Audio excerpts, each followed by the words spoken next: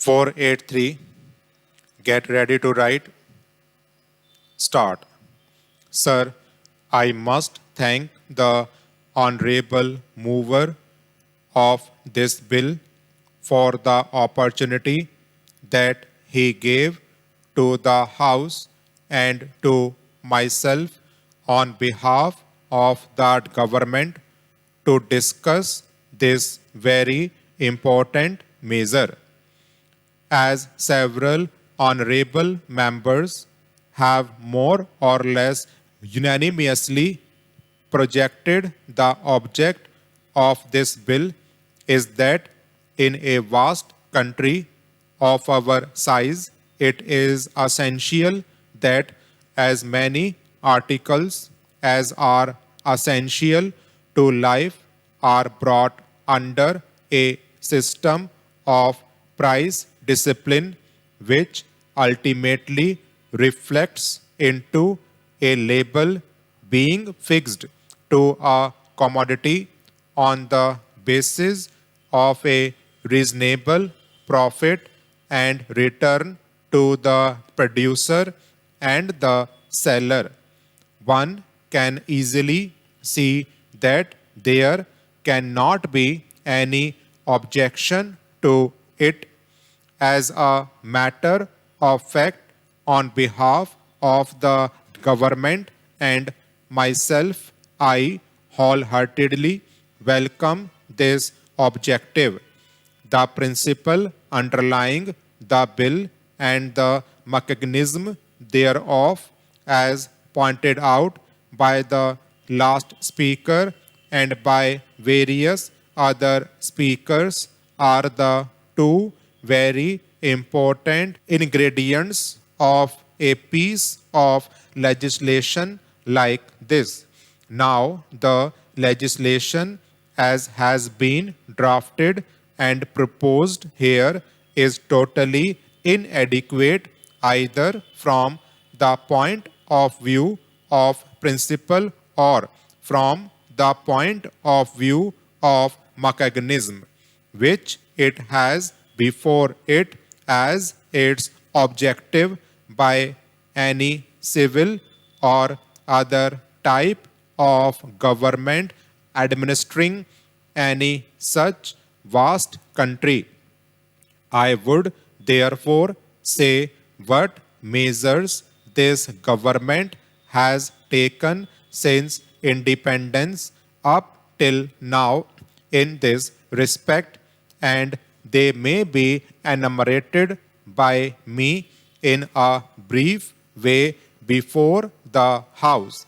We had enacted in 2005 the Essential Commodities Act, which had replaced an earlier ordinance which came from the war years, whereby the government was empowered by that statute of parliament, and before that by the ordinance to declare certain commodities as essential as given in the schedule of the act. It has been further amended 3 times by the central government. It is one of the most comprehensive measures to bring under the orbit of legal power the power to declare certain commodities as essential and to regulate the sale thereof at every stage. My friend mentioned a very important point that there are many stages of a transaction. It is not only the penultimate or the ultimate part of it, but several chains in a series of processes from the weaver to the wearer. Therefore, I would only draw the attention of the honorable mover of this bill and of the friends who supported this bill that a substantive legislation has to be very comprehensive before it can be legislated on the anvil of Parliament, and that is the most serious defect from which this bill suffers. We have in the armory of Parliament a legislation again reinforced by the Defence of India Act with a very laudable objective, which is before this national government of ours and every section of the House. That is why there is no need to have any public opinion on this.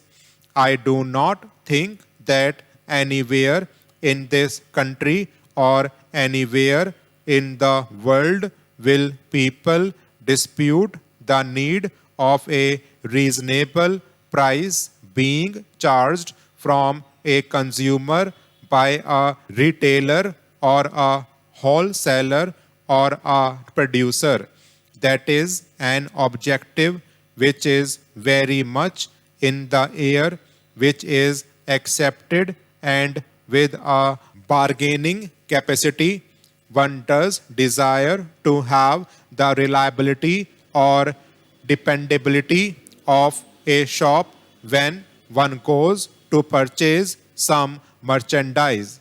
Then comes the mechanism, a serious defect in this very our simplified, small, brief piece of legislation is that everything must have a central seal.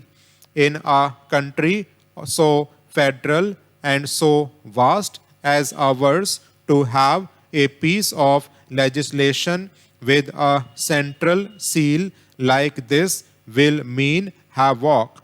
Millions of civil servants will have to be appointed by the central government.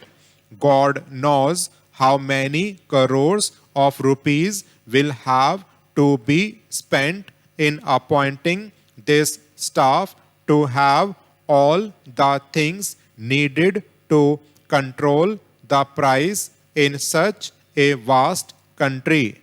More money will have to be paid out both by way of administration and in various other ways.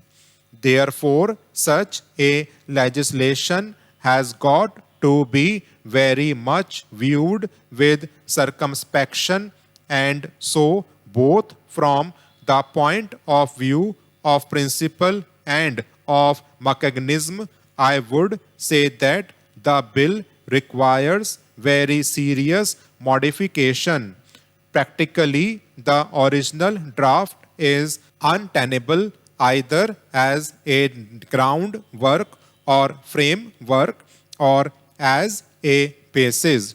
You cannot declare all commodities to be immediately brought under the preview of this law. There should be a selective phased approach. Firstly, we take those articles which are absolutely essential and basic to life, those which affect most the poor man's daily family budget, and then over a period gradually we go along, and the social discipline becomes a national discipline which everybody understands.